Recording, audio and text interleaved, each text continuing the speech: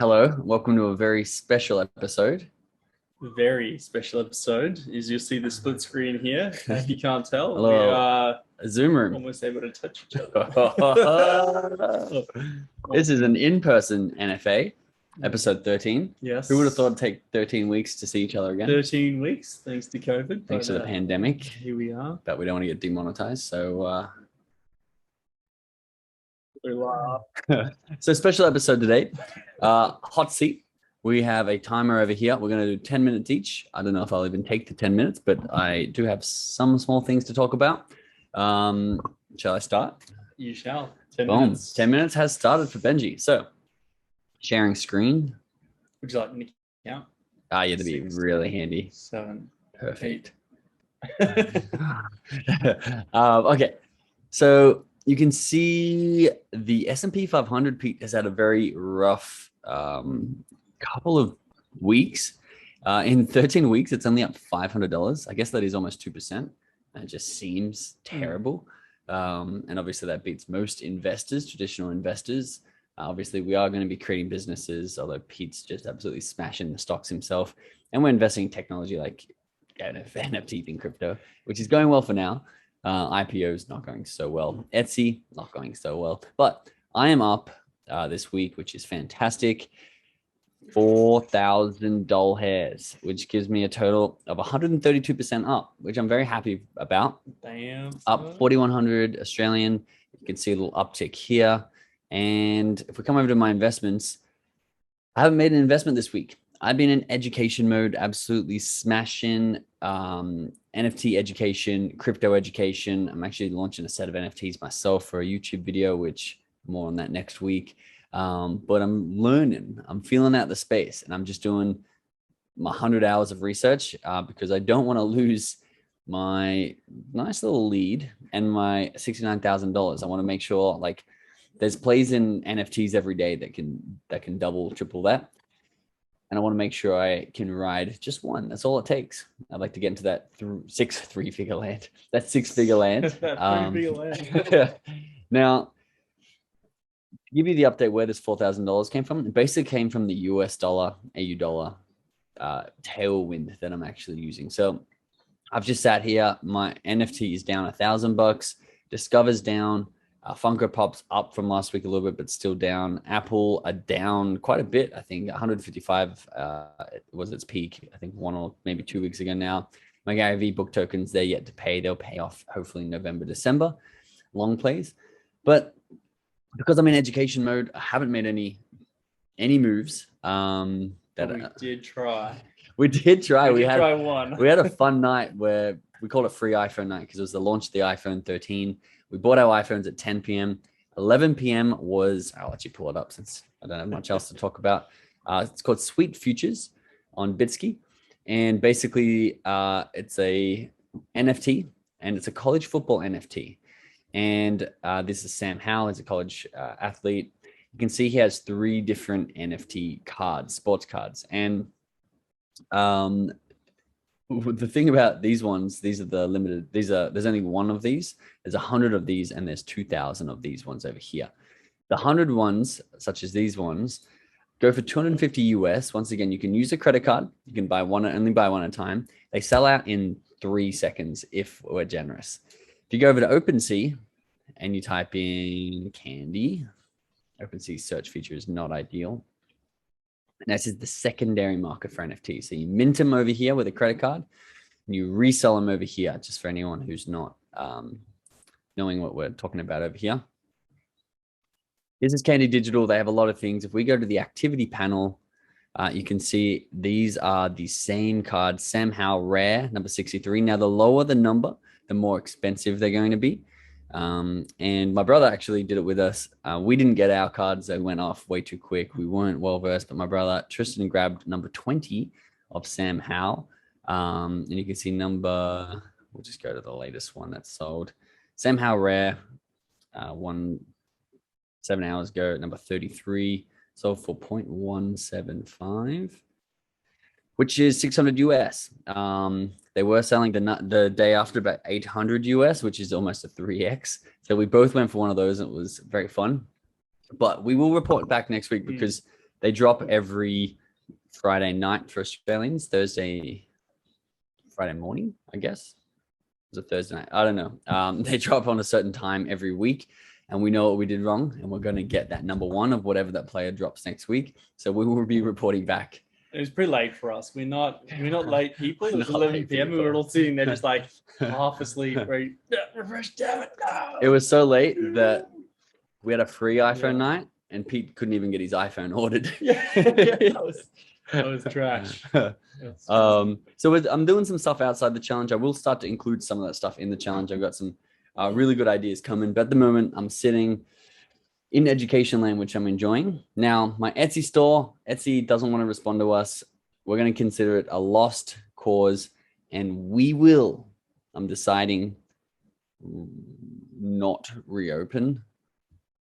But if some, I don't know how to say this, Etsy's probably not watching, we're going to reopen under an alias. If we get shut down because of this video, it's not supposed to be. But we're going to go again because I think for $37,000 a month is what the top seller is doing. We have the best product and we have the team. I know how to market. We have a couple of creators who can do it really well. It's worth going again, especially because we have the first couple of products already made. And if they shut us down again, we're like, okay, I'll focus my energy elsewhere. But I do think that we could add a good $5,000 a month profit in the next 3 months off that, 2 months even off that per month. So I think a well worth venture. In my last 4 minutes, I'm pretty good. Pretty good. Yeah. Education. I'm launching an NFT collection, which is more education based, but I think it might be a long-term big payoff because I will be adding rewards to anyone who purchases one of those NFTs. You'll be able to mint those for free, and I'll get a royalty as they resell. And I'll try and Gary V it, just like free for anyone to mint. And as I add more and more value, they may be increasing over time, but that'll be a YouTube video. Were V friends free initially? They were not. They were a Dutch auction, so a backwards auction from 5 ETH, and I think the floor was 1.5 ETH. Now, the other thing I also might want to mention, DumbMoney, Discovery A, Disc A, which is the Discovery, is down 12%. The other one was Funko Pop, which is down 2%. I have some money locked up there because I believe this is US dollars, so 3Gs plus 3,600. And then obviously the sunk cost fallacy of HCW. I got $400 locked up there. I need to start using that for something better because it's just sitting around. So I want to sort of like jiggle around a little bit of money, get it into the NFT world where I'm getting much more educated, specifically in the gaming niche. And I think I can have something more exciting to report than just riding the Australian US dollar next week. So I'll pass the hot seat after 7 minutes and 40 seconds on to Dr. Peter Flint.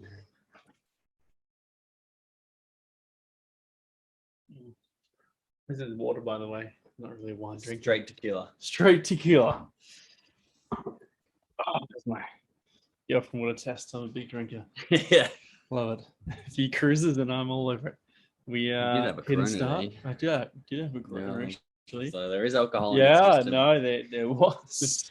Breath testing. All right, let's have a look at mine. So wow, this computer's so much bigger than mine.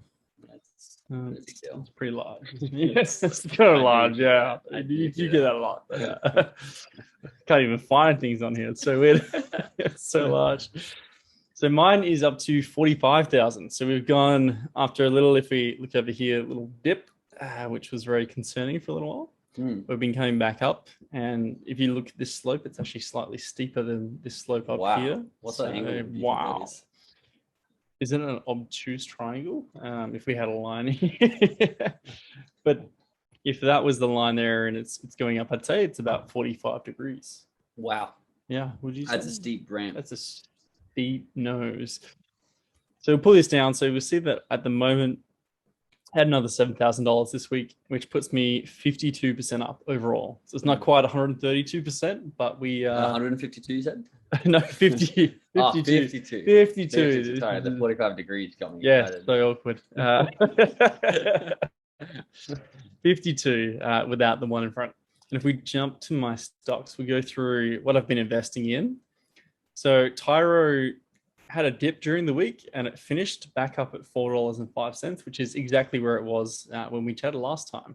So no change there, 16.71% up, but still phenomenal for a stock to be up 16% or 17% basically in 13 weeks is unreal. So good work, Tyro. Hold on, Tyro.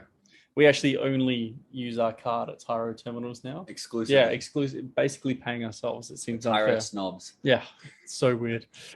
Oh, is that a Combank terminal? I'll pay cash. And then Webjet is slightly down this week. It was $6.02. It's down to $5.92, but still 21.81% up. And Centre Group or Westfield in Australia is $2.99. So we're now 20.56% up here. Wow. So since the beginning of the challenge, these three have made nearly $3,000 in profit, which is, although as JLou would say, it's not profit until you cash in. Not real till you cash out. Not real till you cash out. So how much was the investment? 15K. So 15K, and 18K. so we're 19.69% up, which is fantastic. 119% is really good. You mean 90? Oh, this is awkward again. I'm really not enjoying these sessions. It's a special session. We're 2 minutes 45 and all right, better speed up. But really looking ahead here for this week, what we've seen over the past week has been New South Wales kind of tell us what their plan is coming out of lockdown. But today, Victoria gave very specific clarity on what it's going to look like coming out of lockdown. And over the next 24 hours, they're going to be releasing more and more. So exactly industries and people being able to understand what's going to happen, when it's going to open. And looking forwards now, what the stock market really wants is it wants clarity and it wants certainty. And it's getting that. And we know that the stock market looks towards the future. So even though we're not going to be out of lockdown just yet in the, I guess, the largest economic parts of Australia, which is Victoria and New South Wales, what we're looking at is certainty for those two. So I do expect these three recovery stocks to continue to increase now. Tyro, because we're going to see shops open back up. Huge market for them is hospitality, retail. Especially if you're exclusive to them, that's a lot of money. Yeah. That's a lot of money. We'll have Centre Group or Westfield, which is obviously going to benefit a lot from retail opening back up in Victoria and New South Wales. And Webjet, because we're starting to see that we're going to be traveling a lot more, and the travel restrictions and what's happening, we're already starting to see quarantines going to be changing. In New South Wales, it's already changing to 7 days if you're fully vaccinated. They're trialing that, and that's going to be, and that's for international travelers as well. So that's going to be rolled out. So, and the other thing, big thing is Qantas. Qantas has started booking international flights from December 18th. So they are putting a lot of money on the line here and betting December 18th, we're going back overseas. Yeah. Which means all our borders before then, except Western Australia, but all the rest, other parts of Australia are going to be open. So we're going to see a lot more travel. And I think this is where we're going to see that pendulum swing towards those travel stocks. And I think it's going to be too much optimism. I think it's going to have gone from like ridiculous pessimism to unsustainable optimism, where they're going to be incredibly overvalued for a period of time. And like any good stock picker, I'm going to pick the top. That's when it's real. That's when it's real. Yeah, real just pick the top.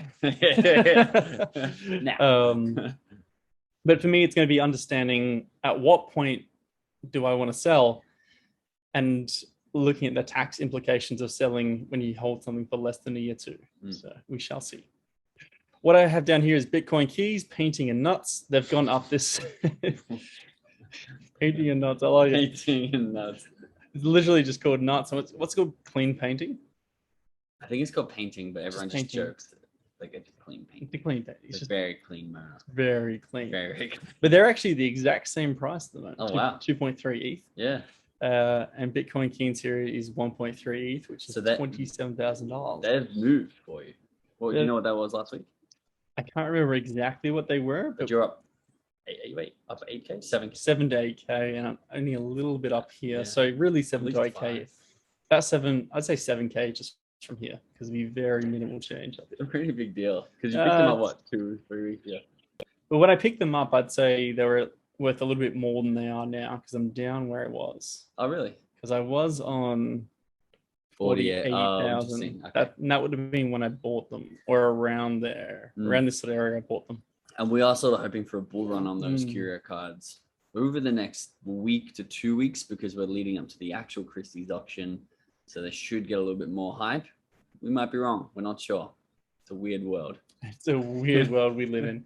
But they're the main things I was going to go through today is what's moving up here and why. So people who are in recovery stocks, what are we looking for? What's happening in the market? Super interested this week. We're still waiting on other states to sort of, even ones that aren't in lockdown, what we want to know is what's their plan over the next 1, 2, 3 months to allow COVID to come in. So they need to give us the same roadmap out. And the more of those pieces of the puzzle we get, the more confident investors are going to be, and the more of these recovery stocks are going to shoot up.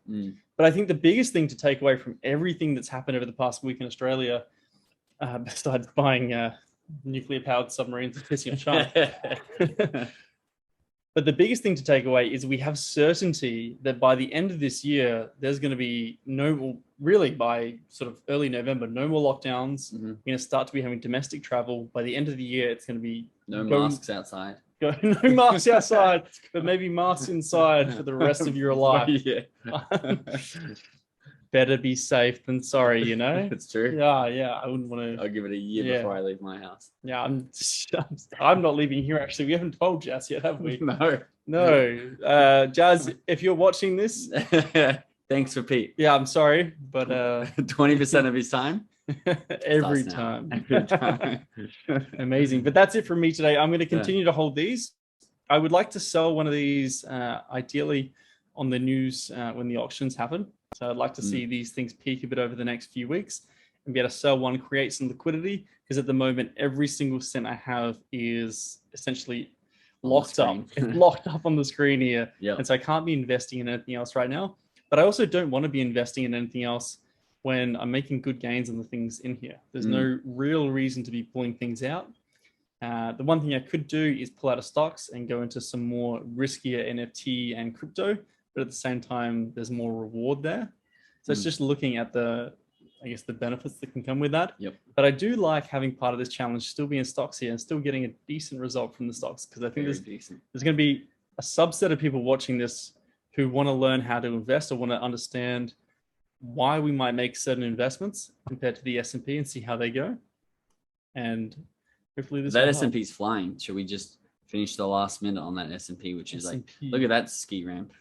That's in the green over here. So you can see it's absolutely just rocketing off. So maybe we should have stuck with the S&P. Maybe I think we might be better off. Just wait for like week 80 as the S&P slowly crabs and then our NFTs are slowly snapping down. We'll replay this clip. Yeah. But yeah, nice quick one. That's been good. Nice recap. We did have one fan question. We did have a fan question, our first fan question. Thanks to our fan. It was an anonymous fan. And they asked, well, the question I believe was, how do you invest in an NFT not on OpenSea? So a different platform to OpenSea to buying NFTs. And to that fan, I say thank you for watching. Thanks for being an early subscriber. I believe you're a subscriber. And I would also say you don't really need another platform than OpenSea. It's a great marketplace. It has basically every NFT you need. And I would just use OpenSea. If you want to mint something on another website, go for that. But OpenSea works really well. Unless, of course, you want to mint something on a different blockchain, such as Solana. I don't know actually that marketplace for Solana. It's Solana.io is the marketplace for Solana. And I know Cardano is coming out with a marketplace as well, because obviously OpenSea at the moment, they may change, but they only support Ethereum, Polygon, and Clayton, which I have no idea what that is. But thank you very much for the fan question. Bloody awesome. We'll have some big updates next week for you. Thanks for watching. Hit that subscribe button. Thank you very much. Thanks for being here, Pete. It's a pleasure. Nice to see you in the flesh. Oh, it is, isn't it? We'll see you in the next episode. See you later. Oh, that's not the stop button. This one's the stop button. That's the stop button.